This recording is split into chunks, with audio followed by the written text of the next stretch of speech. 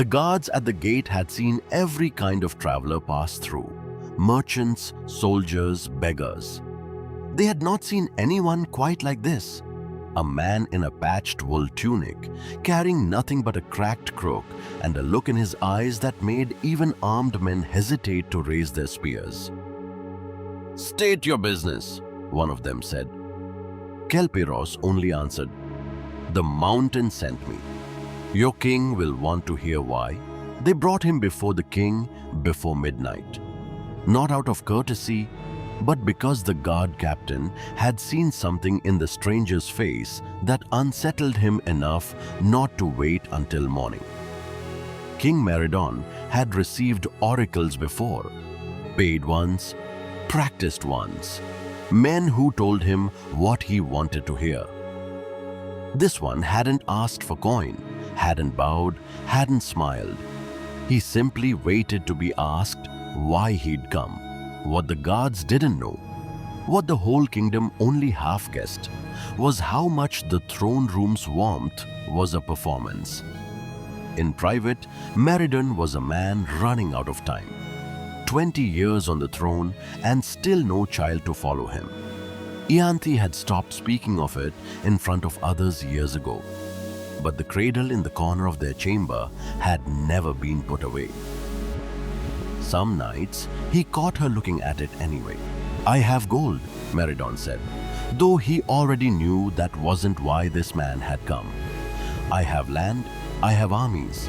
None of it matters if I have no one to leave it to." His voice cracked on the last word, the practiced authority of 2 decades on the throne gone entirely. "You said the mountain sent you? Then tell me, did it send you to watch a kingdom die with me, or did it send you to stop that?" Kel-Pyrros closed his eyes, and for a long moment, nothing happened at all. Then the air around him seemed to thin, the torches guttering, though no wind had entered the hall. Meridon had seen oracles fake this exact stillness before, dozens of times. He knew almost immediately this was not that. Something was actually arriving. 2 sons, Kel-Pyrros said, and his voice didn't sound entirely like his own. Born together, raised together, and never meant to stay together. One is already claimed, by fire, by ash, by a debt that isn't yours to pay. The other is yours to raise as king.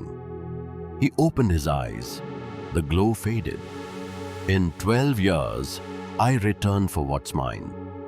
Prepare yourself now, so you won't try to cheat me later." 12 years, Meridon repeated, as if saying it aloud might make it feel less impossible.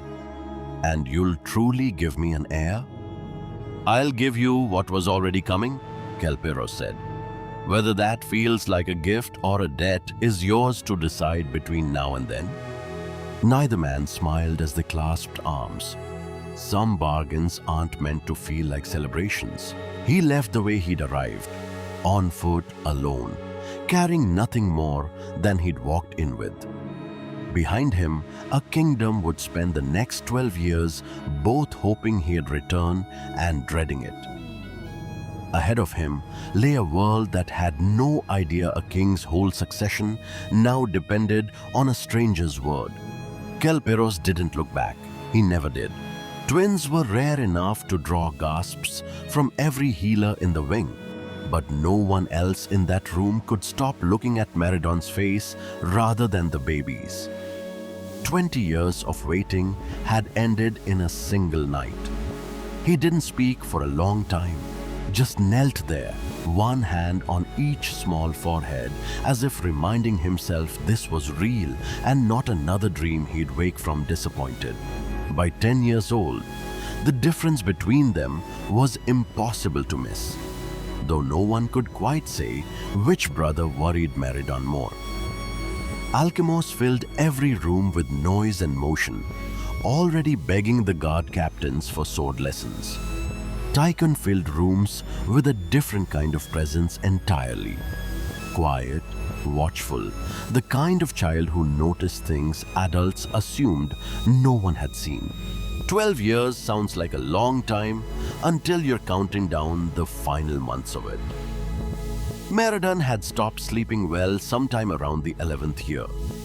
Every ragged stranger at the gates got a held breath from the guards now. Chryanthe had asked him once quietly whether he'd actually made peace with which son he was prepared to lose. He still hadn't answered her. 12 years does something to a mountain-worn man that it doesn't do to kings and courts. Kel-Pyrros's hair had gone fully white somewhere in that final stretch, his back a little more bent, though his stride down toward the valley hadn't slowed at all. He'd made a bargain, and bargains, unlike promises, don't come with an expiration date. He was exactly on time. "It's not deceit," Chryanthe said, though she couldn't quite meet his eyes as she said it. "It's just giving fate a little room to reconsider." Meriden looked at the two outfits laid out on the bed and said nothing for a long moment. He didn't stop her. That, he would tell himself later, was its own kind of answer. 12 years to the day, and Kel-Pyrros hadn't forgotten the terms even slightly. He looked at the boy dressed like a servant, and the boy dressed like a king, and said nothing for long enough that Meriden's hands began to shake at his sides. 2 sons. One already claimed. The old man's eyes moved slowly from one face to the other. Not their clothes, their faces. "Clothes," Kel-Pyrros said quietly, still holding the boy's chin, "have never once fooled a mountain."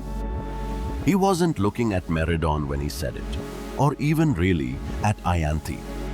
He was looking at Tychon, who hadn't said a single word since they'd walked in, and whose eyes, sharp, searching, already older than his years, gave him away more completely than any robe ever could have hidden. "This one is mine," Kel-Pyrros said, and the words landed in that hall the way a door closing does. Chryanthe made a sound she'd deny later was a sob. Meriden didn't argue. He'd known, somewhere past hope, that arguing had never been part of this bargain. Tychon looked back at his parents once, and then, because he was already the kind of boy who understood when something couldn't be undone, he didn't look back again. Chryanthe held on longer than protocol allowed, and no one moved to stop her. Meriden's hand rested on his son's head the way it had the night he was born, as if trying to memorize the shape of it. Even Alkimos, who didn't fully understand yet what he'd almost lost and almost become, stood very still and watched his brother being held like something precious and already halfway gone. Neither of them spoke for the first hour on the road. There wasn't yet anything easy to say between a boy who'd just lost his whole life and a man who'd spent 12 years learning how little he understood about the cost of the things he asked for. But Tychon kept walking, matching the old man's pace step for step without being told to. Kel-Pyrros decided that was answer enough for now.